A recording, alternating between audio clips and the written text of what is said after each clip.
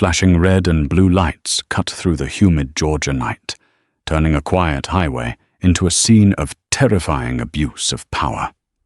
Officer Craig Mitchell thought he had pulled over just another helpless target, someone he could bully, threaten, and silence. He was dead wrong. Sitting behind the wheel was Colonel Daniel Henderson, a decorated military veteran who refused to be intimidated.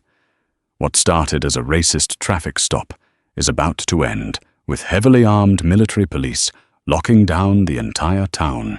Dusk had just begun to settle over the sprawling pine forests of southern Georgia, painting the sky in bruised shades of purple and orange. Colonel Daniel Henderson navigated his slate-gray 2022 Chevrolet Tahoe down the two-lane expanse of County Route 9. He was exhausted, but it was a deeply satisfying kind of exhaustion. At 52 years old, with 28 years of active duty service under his belt, Daniel had seen the worst the world had to offer. From the blistering, dust-choked streets of Fallujah to the unforgiving mountains of the Korengal Valley, he had built a career on maintaining absolute composure under devastating pressure.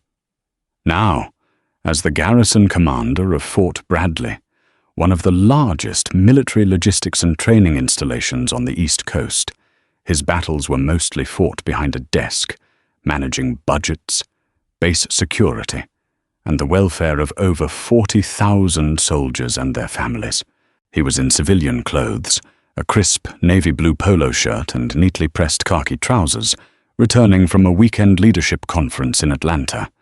The radio hummed quietly with a classic jazz station, providing a soothing soundtrack to the monotonous hum of his tires against the asphalt.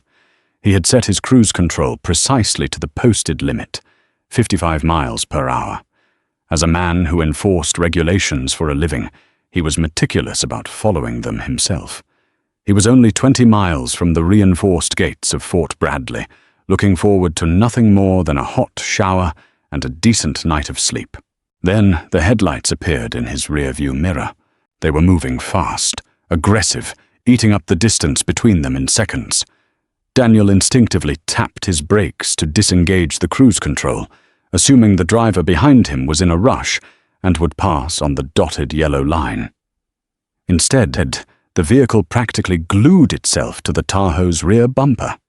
Daniel glanced in the mirror, his sharp eyes catching the faint, unmistakable silhouette of a push bar and the low profile of a light bar mounted on the roof. It was a local police cruiser. Oakhaven County Sheriff's Department, most likely. Oakhaven was a notoriously problematic jurisdiction. It was a small, economically depressed municipality that bordered the federal lands of Fort Bradley. The town practically funded itself on predatory traffic citations, and the local department had a dark, poorly kept reputation for racial profiling. Daniel knew the statistics. His own provost marshal had briefed him multiple times about junior enlisted minority soldiers being harassed, searched without cause, and slapped with exorbitant fines while driving through Oakhaven. Daniel's hands tightened slightly on the leather-wrapped steering wheel at the 10 and 2 positions. He watched the mirror. The cruiser tailed him for 3 miles, weaving slightly, trying to find a reason, any reason, to initiate a stop. Daniel maintained a steady 55, keeping his vehicle perfectly centered in the lane. Suddenly, the night exploded in a blinding array of strobe lights. Red and blue bounced off the tall pines lining the highway, illuminating the dark cabin of the Tahoe. Daniel let out a slow, controlled breath. He engaged his right turn signal, smoothly decelerating and pulling the heavy SUV onto the wide gravel shoulder. He placed the vehicle in park, turned off the engine, and rolled down all 4 windows, a standard safety measure to show he had nothing to hide. He turned on the interior dome light, illuminating the cabin, and placed both of his large, steady hands flat on the top of the steering wheel. He waited. In the rearview mirror, he watched the driver's side door of the cruiser swing open. Officer Craig Mitchell stepped out. Mitchell was a man in his early 30s with a tightly shaved head, an aggressive, strutting walk, and a tactical vest that looked more suited for a SWAT raid than a rural traffic patrol. Despite the fading light, Mitchell wore mirrored Oakley sunglasses. His right hand rested casually, yet deliberately, on the butt of his holstered Glock 17. Behind him, emerging from the passenger side, was a younger, thinner officer, Officer Timothy Barnes, a rookie barely out of the academy. Barnes hung back near the trunk of the Tahoe, his posture rigid and nervous, while Mitchell approached the driver's side window. Mitchell didn't bother with a greeting. He leaned in close, invading the space, the harsh scent of cheap cologne and chewing tobacco wafting into the pristine interior of the Tahoe. "License, registration, and proof of insurance," Mitchell snapped, his tone dripping with unearned authority and barely concealed contempt. "Good evening, officer," Daniel replied, his voice a deep, calm baritone. "My license is in my wallet, in my back right pocket. My registration and insurance are in the glove compartment. I will need to reach for them. Is that all right with you?" Mitchell chewed on his gum, his jaw working rhythmically. He seemed annoyed that Daniel knew the protocol, annoyed that he wasn't flustered.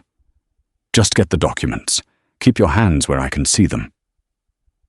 Moving with deliberate, slow precision, Daniel retrieved his wallet, extracted his Georgia driver's license, and then leaned over to pop the glove box, pulling out the neatly folded paperwork. He handed them through the window. Mitchell snatched the documents. He shined a high-lumen tactical flashlight directly into Daniel's eyes, an unnecessary and aggressive move designed to disorient. Daniel didn't flinch. He simply narrowed his eyes against the glare, his expression completely unreadable. "Daniel Henderson," Mitchell read aloud, mispronouncing the last name slightly, stretching it out as if mocking the syllables. "Address in Fort Bradley." "What are you doing out here, Daniel?" "I am traveling home from Atlanta," Daniel answered politely. "Whose car is this?" Mitchell asked, shining the light around the back seats, looking for any excuse. "It is my vehicle. The registration in your hand confirms that," Daniel replied. Mitchell sneered, tapping the license against his chin. "You seem pretty relaxed for a guy who was swerving all over the road back there." "I have been driving exactly 55 miles per hour with my cruise control engaged, officer." "I have not swerved," Daniel stated, his tone remaining neutral, though the internal alarms were fully activated. This wasn't a traffic stop. This was a fishing expedition, and Mitchell was looking for a fight. "Are you calling me a liar, boy?" Mitchell's voice dropped an octave, the racial slur hanging heavily in the humid air. A toxic, undeniable poison. Daniel's gaze hardened. 30 years ago, that word might have sparked a fire in him that would have ended his career before it began. But Colonel Daniel Henderson was a master tactician. He knew exactly what this petty tyrant was trying to do. "I am stating a fact regarding my driving," Daniel said, his voice dropping to a terrifyingly calm register. "I suggest you run my information so I can be on my way." Mitchell's face flushed red beneath the mirrored lenses. He pointed a thick, calloused finger an inch from Daniel's nose. "You don't tell me how to do my job. You sit tight, and you keep your hands glued to that wheel." Mitchell spun on his heel and marched back to his cruiser, leaving Daniel sitting in the illuminated cabin, the heavy blanket of the Georgia night pressing down around him. Inside the police cruiser, the air conditioning blasted, but Officer Craig Mitchell was boiling. He threw Daniel's license and registration onto the center console and aggressively typed the information into the mobile data terminal. In the passenger seat, Rookie Officer Timothy Barnes shifted uncomfortably. "He seemed pretty cooperative, Craig. Speed limit was fine. Plates are clean. Let's just give him a warning and cut him loose." Mitchell shot the younger man a withering glare. "You see the way he looked at me? Arrogant. Thinks he's better than us. I know his type, Barnes. driving a $50,000 SUV, wearing nice clothes. Guys like him, they're usually moving something. Drugs, cash, stolen goods. He's hiding something, and I'm going to find out what it is. The system says he's got no record. Completely spotless, Barnes pointed out, gesturing to the green text on the glowing screen. That just means he hasn't been caught yet, Mitchell grunted, unbuckling his seatbelt. I'm going to pull him out. We're tossing the car. Barnes's eyes widened. Craig, we don't have probable cause for a search. He didn't commit a moving violation. I smell marijuana. Boom. Probable cause, Mitchell said, with a chilling, practiced ease. He patted his sidearm and opened the door. Watch my 6, rookie, and learn how it's done. Back in the Tahoe, Daniel watched the two officers via his side mirror. His military instincts, honed over decades of threat assessment, read their body language perfectly. The rookie was hesitant, submissive. The senior officer was agitated, acting on ego rather than procedure. This situation was about to deteriorate rapidly. Daniel subtly moved his left wrist, positioning his Apple Watch just out of the line of sight from the window. With precise, practiced movements of his right fingers, he navigated to a custom application he had mandated for his senior command staff. It was a direct, encrypted distress and communications relay linked to the Fort Bradley Provost Marshal's office, the headquarters of the military police. He tapped the icon twice. The watch vibrated once, a silent confirmation that an open microphone channel was now broadcasting live audio directly to the dispatch desk of Major Thomas Reynolds. Mitchell swaggered back to the driver's side window, slapping his palm against the roof of the Tahoe with a loud, aggressive bang. All right, Daniel, step out of the vehicle, Mitchell commanded. Daniel did not move his hands from the steering wheel. Officer, could you please explain why I am being ordered out of my vehicle? You have my information, and it is clear. I don't have to explain a damn thing to you, Mitchell snarled, his hand dropping to rest heavily on the grip of his Glock. The snap of the holster retention strap being released echoed sharply in the quiet night. Step out of the car right now, or you're going to find yourself on the pavement. Officer, am I under arrest? Daniel asked, projecting his voice clearly so the microphone on his wrist would pick up every syllable. You're about to be if you don't unbuckle that seatbelt and get out of this car, Mitchell threatened. I am complying with your order under duress, Daniel stated firmly. He slowly unbuckled his seatbelt, pushed the door open, and stepped out into the muggy evening air. At 6'2", Daniel towered over the slightly shorter police officer, his physical presence commanding and imposing despite his civilian attire. Mitchell immediately took a half step back, intimidated by Daniel's sheer size and the unyielding, fearless stare he was receiving. To compensate for his sudden insecurity, Mitchell turned up his aggression. He grabbed Daniel by the shoulder and spun him around, slamming him chest first against the side of the Tahoe. Legs spread! Hands on the roof! Mitchell barked. Daniel complied, gritting his teeth as the hot metal of the SUV pressed against his chest. He felt Mitchell's hands roughly patting down his waist, his legs, checking for weapons. Stand back there, Mitchell ordered, pointing to the space between the Tahoe and the police cruiser. Barnes was standing there, looking pale and miserable. Daniel walked over slowly and stood beside the rookie, keeping his hands clasped casually in front of him. I am notifying you that I do not consent to any search of my vehicle, Daniel announced clearly, looking directly at Mitchell. Mitchell just laughed, a cruel, grating sound. I don't need your consent. I smell contraband. Mitchell pulled a flashlight from his belt and dove into the Tahoe. He began tearing the immaculate interior apart. He yanked the contents out of the center console, throwing charging cables, breath mints, and receipts onto the floorboards. He pulled the seats forward, ripped up the heavy rubber floor mats, and rummaged through the glove compartment, scattering Daniel's maintenance records everywhere. Daniel watched with a stoic expression. But beneath the surface, a cold, calculated fury was building. This was a violation. It was an assault on his dignity, his property, and his constitutional rights. He glanced sideways at Barnes. "Are you comfortable with what your partner is doing, officer?" Daniel asked quietly. Barnes swallowed hard, refusing to make eye contact. Just keep quiet, sir. Let him do his job."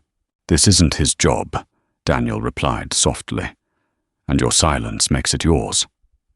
Inside the Tahoe, Mitchell popped the rear liftgate.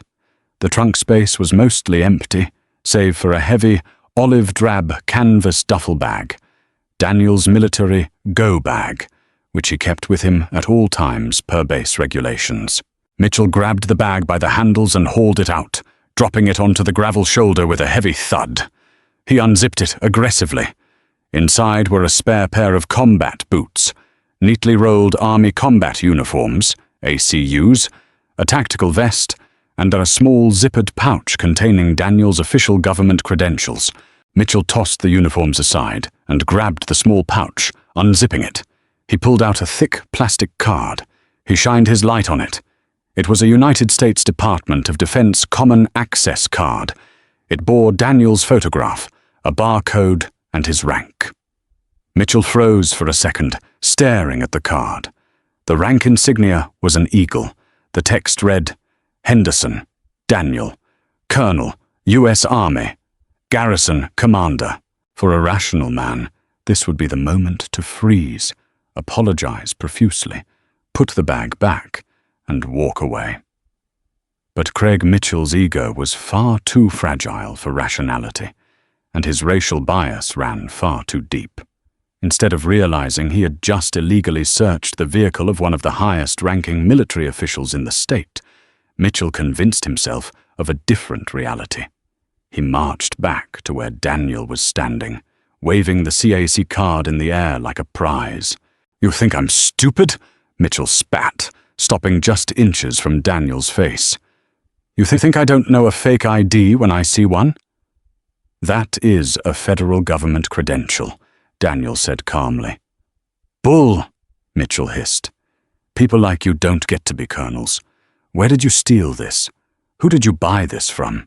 The audacity of the statement hung in the heavy, humid air, so profoundly ignorant that it briefly defied logic. Colonel Daniel Henderson looked down at the officer, his dark eyes boring into Mitchell with the weight of decades of command experience. "I suggest you run that identification through your dispatch, officer," Daniel said, his voice dropping an octave, possessing the quiet, lethal authority of a man who commanded thousands of armed soldiers. "Because you have just unlawfully detained and illegally searched the property of the garrison commander of Fort Bradley.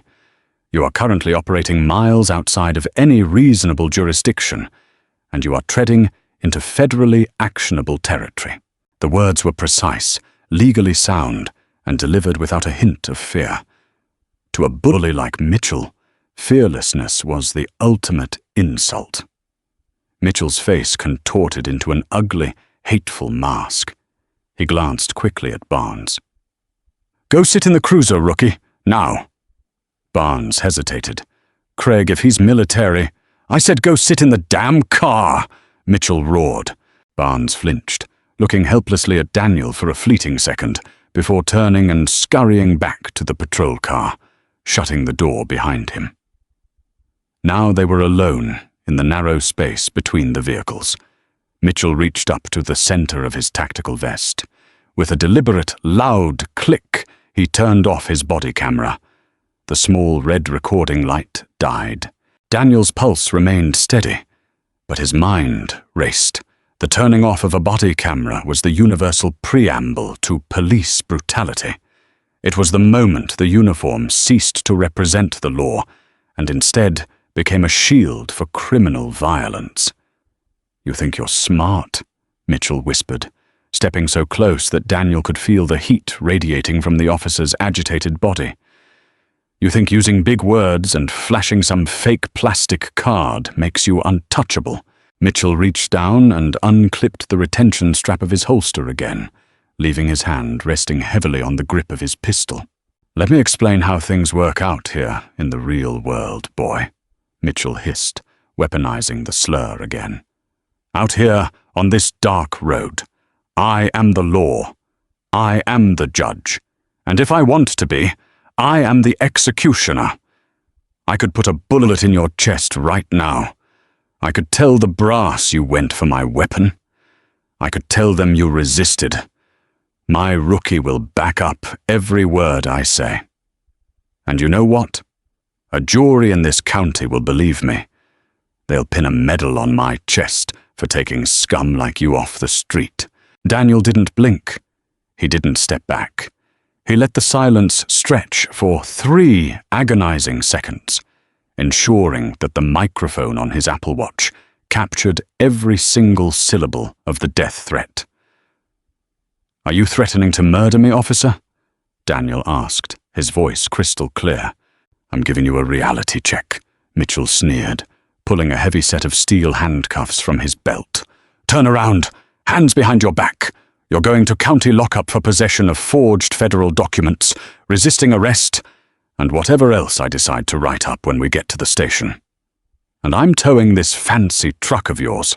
Daniel calculated his options. He could easily disarm Mitchell. He had the training, the size, and the element of surprise. But doing so would validate Mitchell's narrative. It would result in a messy, potentially lethal, physical altercation on the side of a highway. Daniel was a strategist. He preferred absolute, overwhelming, undeniable victory. He slowly turned around and placed his hands behind his back. Mitchell slapped the cuffs onto Daniel's wrists with vicious force, tightening them down until the steel bit painfully into the bone. "Let's see how arrogant you are sitting in a cage," Mitchell mocked, shoving Daniel forward.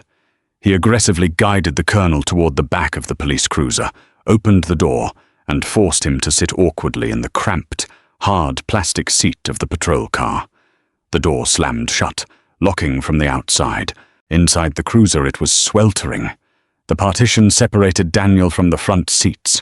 He watched through the reinforced glass as Mitchell walked over to the Tahoe, clearly inspecting it for a tow. What Officer Craig Mitchell did not know was that 5 miles away, inside the secure perimeter of Fort Bradley, absolute chaos had just been unleashed. In the subterranean dispatch center of the Provost Marshal's headquarters, Major Thomas Reynolds had been listening. Reynolds, a hardened former ranger who had served under Colonel Henderson in Iraq, sat at his console, the blood draining from his face as the live audio fed through the speakers. He had heard the illegal search. He had heard the racial slurs, but when he heard the audible click of the body camera turning off, followed by the explicit threat to murder his commanding officer, Reynolds bypassed every standard operating procedure in the manual. Reynolds slammed his hand onto the red emergency lockdown button on his console. Sirens began to wail across the military police compound. "Dispatch, this is PM1, Reynolds barked into his headset, his voice cracking like a whip across the open frequency. "Declare a code black. The garrison commander has been illegally detained and directly threatened with lethal force by local law enforcement on County Route 9. Suspect has turned off his body cam. Repeat, the commander is under direct threat of execution." The dispatch center exploded into motion. "Spin up the special reaction team," Reynolds roared, standing up from his desk and grabbing his own tactical gear. "I want the Bearcats rolling in 60 seconds. I want every available MP unit heavily armed and moving. Nobody, and I mean nobody, touches the colonel."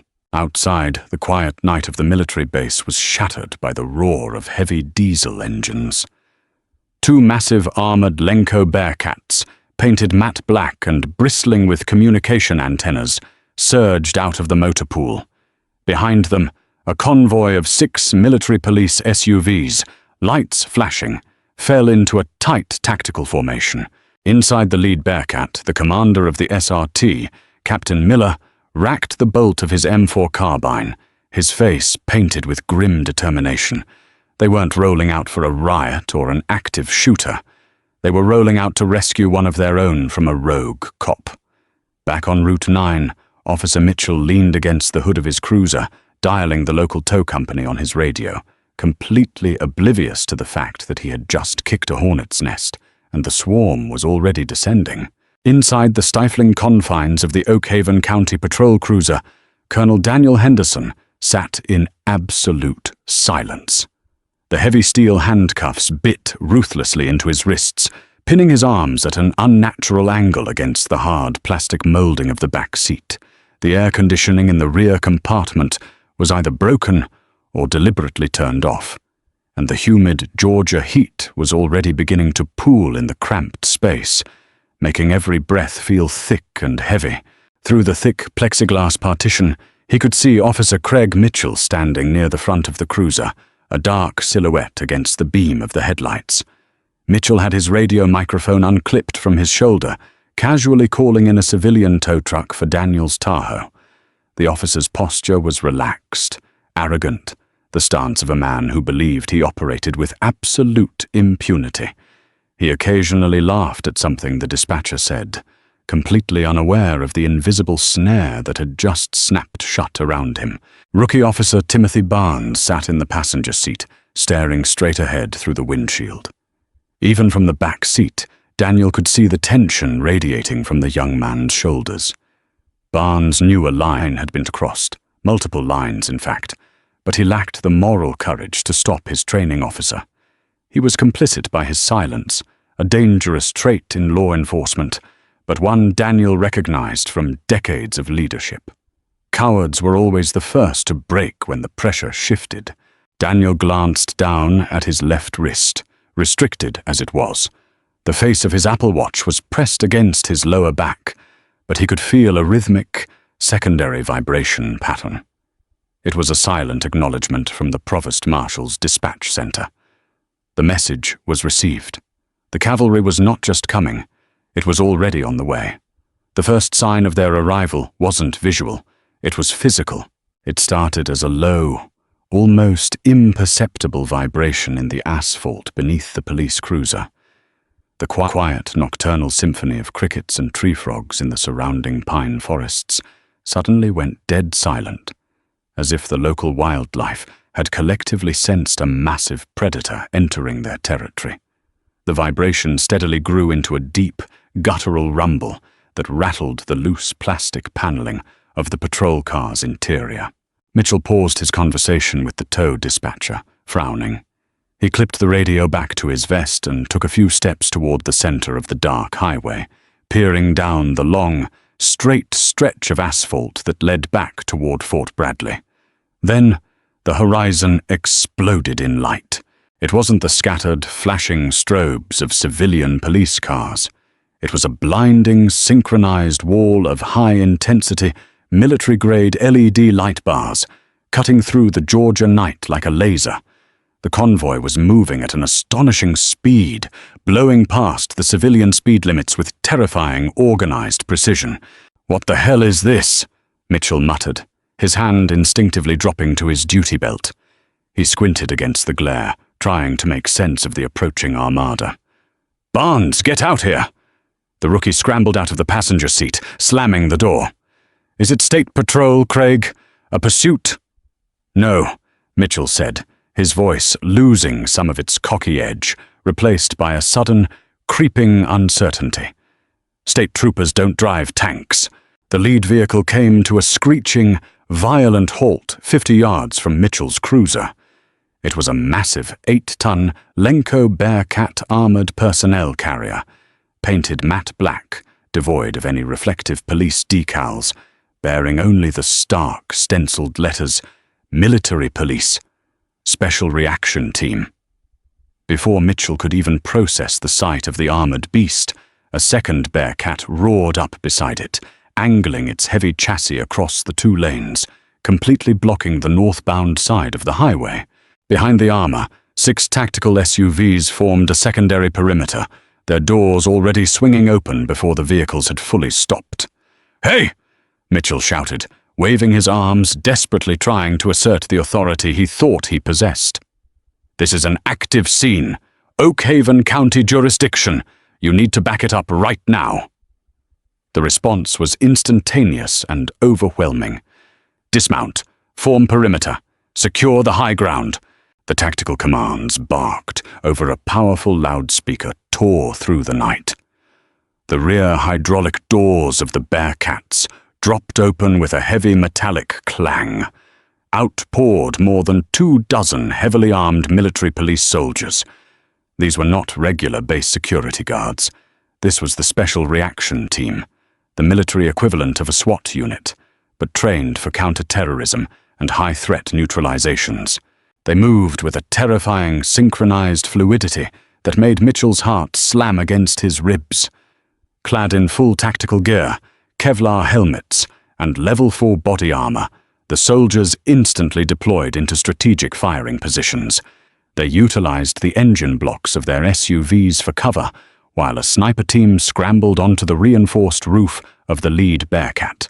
Every single soldier was armed with an M4 carbine, and within 3 seconds of dismounting, every single barrel was pointed directly at Officer Craig Mitchell. A dozen red laser sights cut through the humid air, dancing across Mitchell's chest, neck, and face like a swarm of deadly fireflies. Mitchell froze, his bravado entirely evaporating. The sheer scale of the force deployed against him broke his mind. He took a stumbling step backward, bumping against the hood of his cruiser. In a panic-induced lapse of judgment, his hand twitched, his fingers wrapping around the grip of his unholstered Glock. "Do not touch that weapon!" A voice thundered from the PA system, so loud it actually caused the sheet metal of Mitchell's cruiser to vibrate. "Drop your hand away from your firearm immediately. If you draw that weapon, you will be neutralized." Mitchell snatched his hand away from his hip, as if the gun were suddenly made of white-hot iron. He raised his hands to chest level, his palms facing outward, his breath coming in shallow, ragged gasps.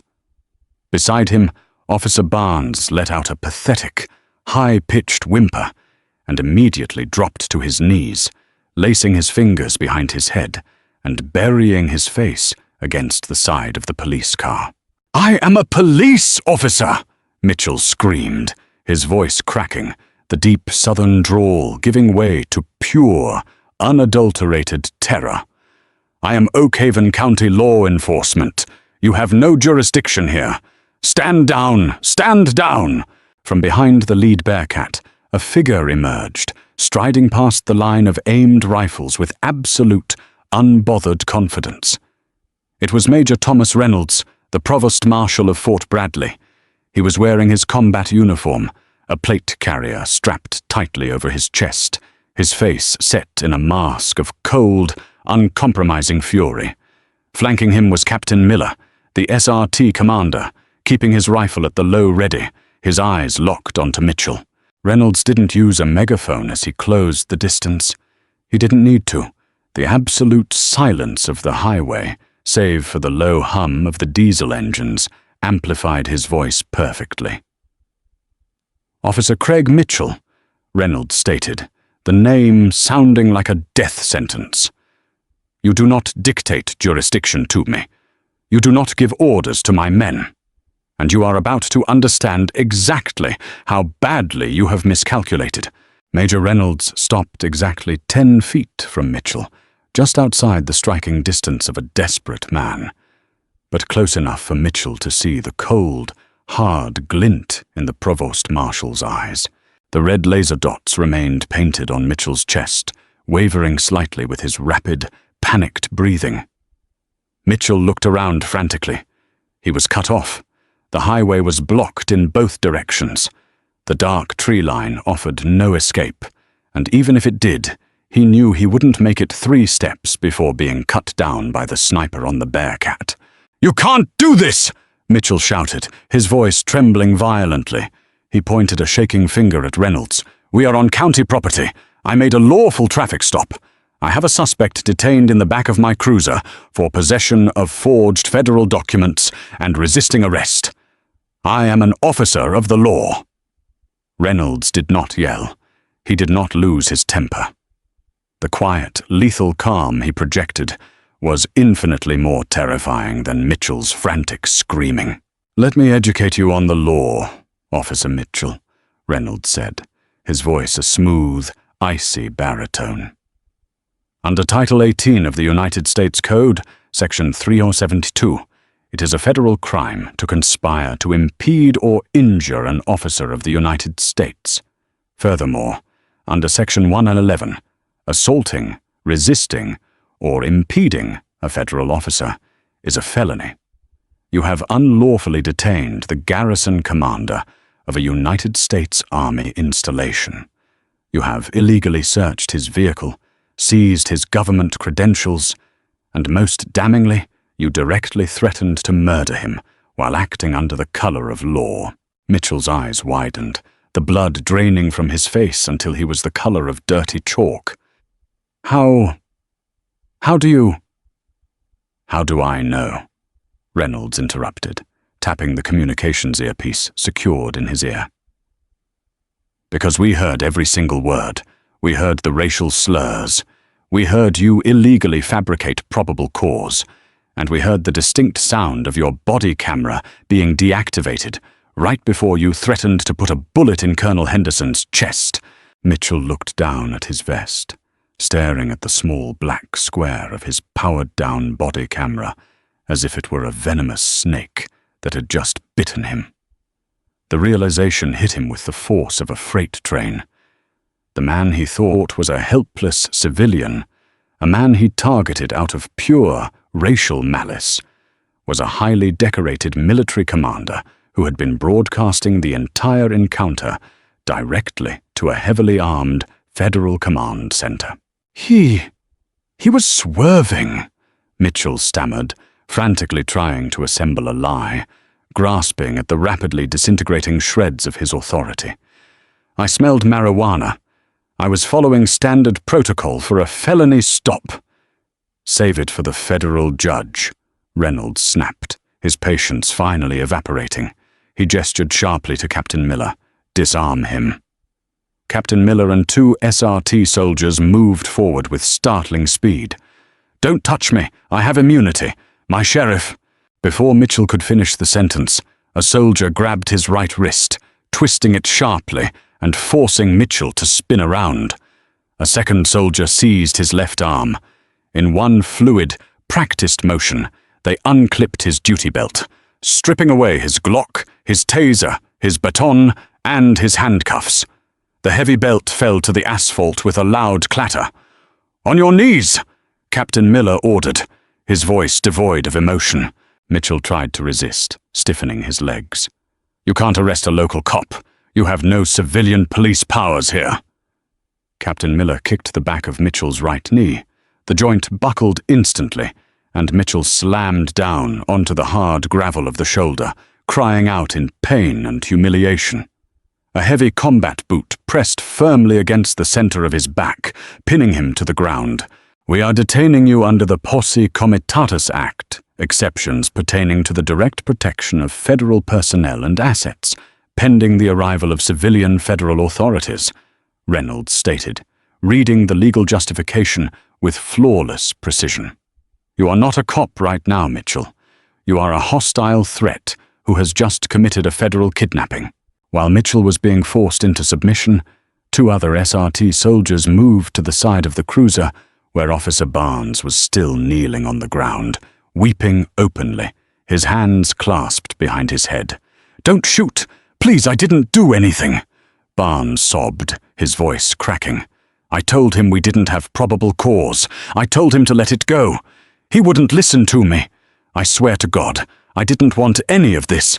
"Keep your hands on your head," a soldier instructed Barnes, patting him down for weapons and pulling his duty pistol from its holster. "Stand up. Face the car. Do not move."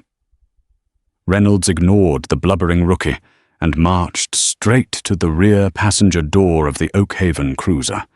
He peered through the glass, locking eyes with Colonel Henderson. Despite the heat, the handcuffs, and the chaos outside, Daniel's expression remained perfectly composed. Reynolds pulled the door handle. It was locked. He turned to look at the disgraced officer pinned to the asphalt. "Where are the keys, Mitchell?" Mitchell, his face pressed against the rough gravel, ground his teeth together, a final, pathetic spark of defiance flaring in his eyes. He remained silent.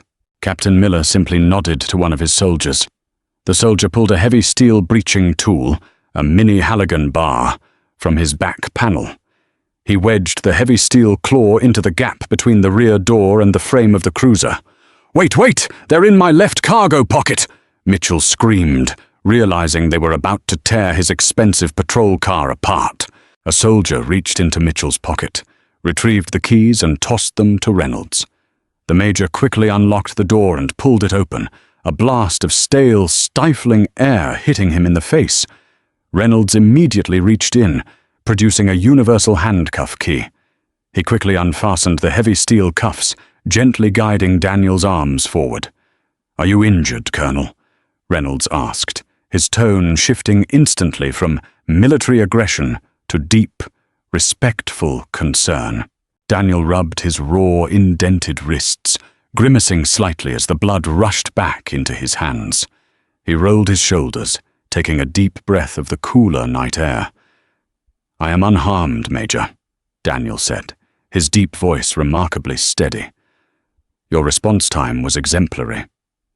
We were tracking your vehicle's telemetry from the moment you hit the emergency relay, sir. We had the Bearcats spun up before he even got you out of the car," Reynolds replied, stepping back and saluting sharply. Daniel returned the salute, adjusting the collar of his polo shirt. He stepped out of the cramped cruiser, standing to his full, imposing height. He looked around the scene. The tactical perimeter was flawless. His soldiers were disciplined, holding their positions, neutralizing the threat without firing a single shot. It was a textbook operation. Then Daniel's gaze drifted down to the ground, where Officer Craig Mitchell was lying in the dirt, completely stripped of his weapons, his dignity, and his false sense of power. Daniel walked slowly toward Mitchell.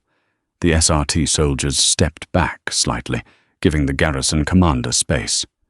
Daniel stood over Mitchell, looking down at the man who, just 15 minutes prior, had called him a boy and threatened to execute him on the side of a dark highway. Mitchell twisted his neck to look up at Daniel. The mirrored Oakley sunglasses had fallen off during the scuffle, revealing eyes wide with panic, disbelief, and a dawning realization of the catastrophic magnitude of his actions. The sneer was gone. The racial hatred had been entirely eclipsed by raw, animalistic fear. "You thought the uniform gave you the right to be a predator," Daniel said, his voice quiet, carrying effortlessly over the low hum of the military vehicles. "You thought that because it was dark, and because you wore a badge, you could erase a man's rights, his dignity, and his life, just because you didn't like the color of his skin." I was just doing my job," Mitchell choked out, a pathetic, reflexive lie that he didn't even believe himself. "You were acting suspicious. Your job is to protect and serve," Daniel corrected him, his tone sharp as shattered glass. "But men like you don't care about service. You care about power. You look for the vulnerable. You look for the people who can't fight back. You pull over teenagers. You harass minorities. You extort the poor. And you hide behind the shield when someone questions you." Daniel leaned down slightly, forcing Mitchell to maintain eye contact. "But tonight, you picked the wrong man. You picked a man who has spent 30 years defending the Constitution that you just wiped your boots on. And you picked a man who commands an army." Daniel stood back up, turning his attention to Major Reynolds. "What is the status of civilian law enforcement?"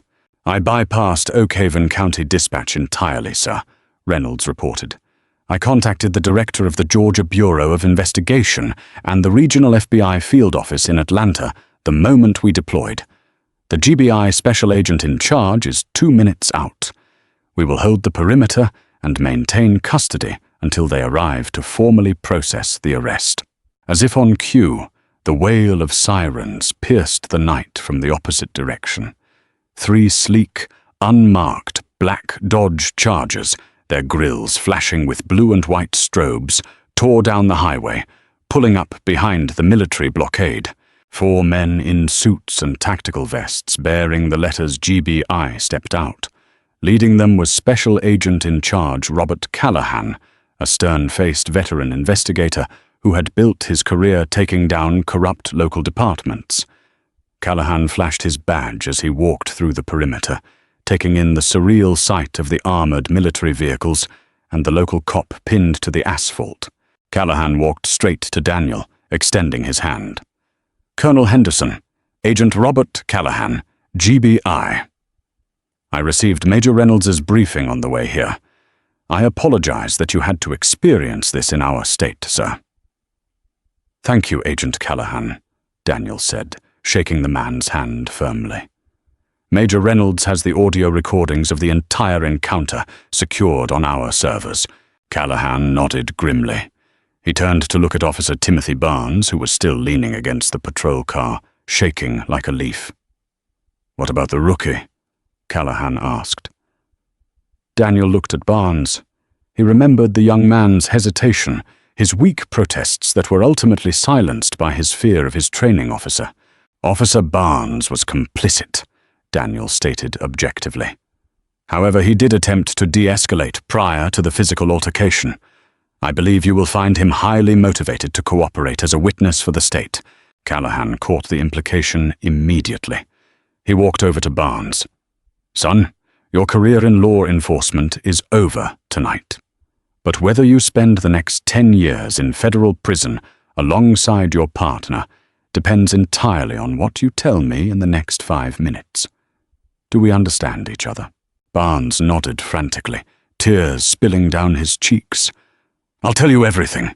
He does this all the time. He targets people. He plants things. He told me to keep my mouth shut or he'd ruin me. I'll testify to whatever you need. Just please don't put me in federal lockup." Callahan sneered in disgust. He turned to his agents. "Get the rookie in the car. Process him." Callahan then walked over to Mitchell. The SRT soldiers stepped back, allowing the state agents to haul Mitchell to his feet. Callahan pulled a pair of heavy cuffs from his belt.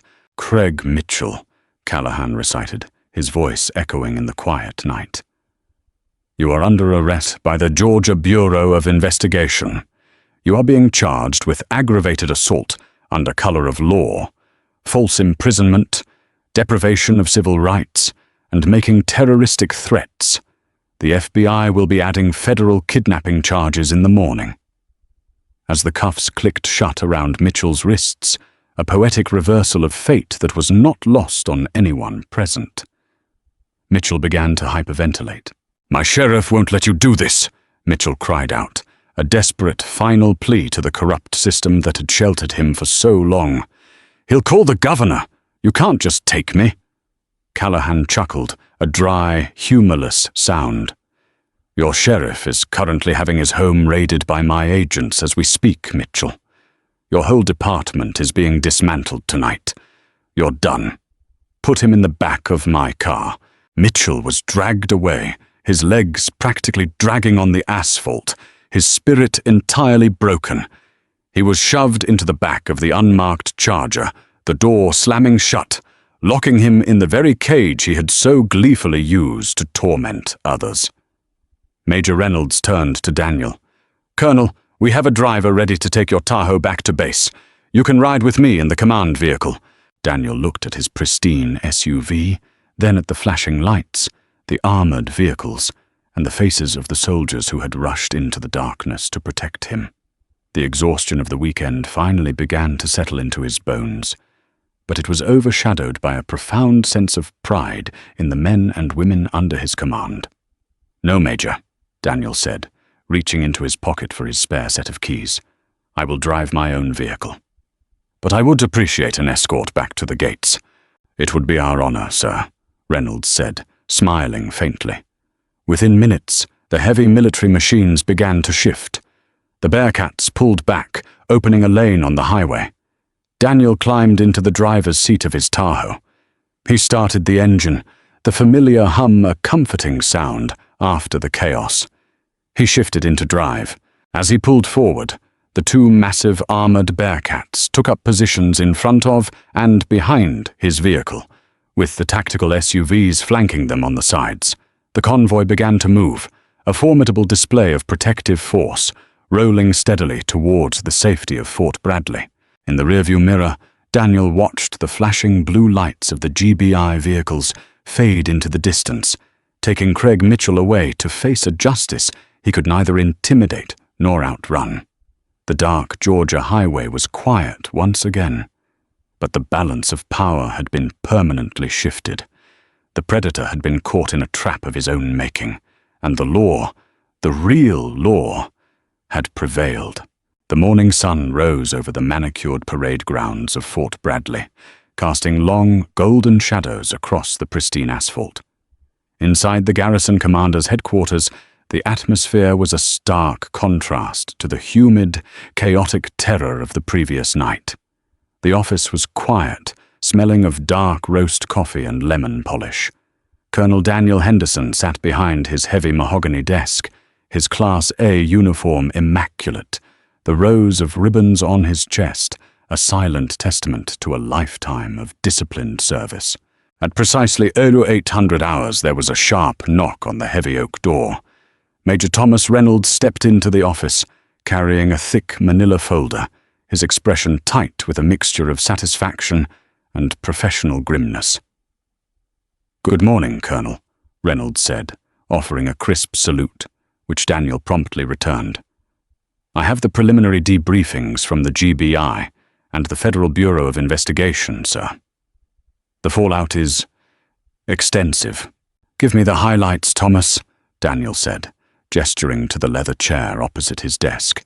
Reynolds opened the folder. "Officer Craig Mitchell is currently sitting in the United States Penitentiary in Atlanta, held without bail. The United States Attorney for the Northern District of Georgia, Richard Caldwell, has personally taken over the prosecution. Caldwell isn't just pushing for deprivation of civil rights under color of law. He's hitting Mitchell with armed kidnapping of a federal official. Mitchell is looking at a mandatory minimum of 25 years to life."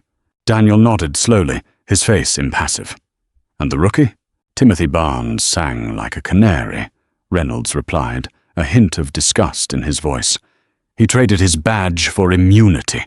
He provided the FBI with dates, times, and locations of over 40 illegal stops Mitchell orchestrated over the past 2 years.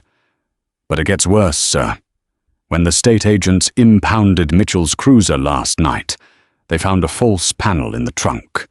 Inside were 2 unregistered, defaced handguns and several bags of narcotics. Drop weapons. Mitchell was carrying tools to frame innocent people. The sheer gravity of the corruption hung in the quiet office. Daniel thought about the countless civilians, young soldiers, minorities, people without the rank or the resources to defend themselves, who had undoubtedly fallen victim to Mitchell's predatory tactics. He had stopped a monster, but the monster had been feeding for a long time. "What about the department itself?" Daniel asked. Mitchell didn't operate in a vacuum. A man like that only thrives when leadership provides the shade. Reynolds allowed a fierce, predatory smile to touch his lips. "That is the twist, sir. When Agent Callahan told Mitchell his sheriff was being raided, he wasn't exaggerating. At 0400 hours this morning, the FBI raided the Oak Haven County Sheriff's Department and the personal residence of Sheriff Harlan Briggs. They caught Briggs in his pajamas, trying to feed financial ledgers into a heavy-duty paper shredder." "Financial ledgers? Civil asset forfeiture abuse," Reynolds explained. "Briggs and Mitchell were running a highway piracy ring. They were targeting out-of-state plates and minority drivers, seizing cash under the guise of suspected drug activity, and funneling the money into ghost accounts to fund the department and line their own pockets. The DOJ Civil Rights Division has stepped in. As of 0600 hours today, the Oak Haven Police Department no longer exists. The federal government has placed the town under a strict consent decree, and the Georgia State Patrol has formally assumed all law enforcement duties in the county. Daniel leaned back in his chair, absorbing the magnitude of the victory.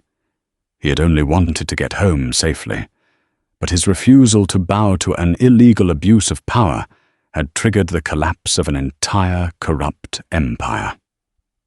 It was a stark reminder of the fragile line between authority and tyranny. "Sir, the press is already circling," Reynolds added, closing the folder. "The Pentagon has issued a holding statement, but local news outlets have footage of our Bearcats on the highway. They are calling it a military standoff." "It wasn't a standoff," Daniel corrected quietly. "A standoff implies two equal sides.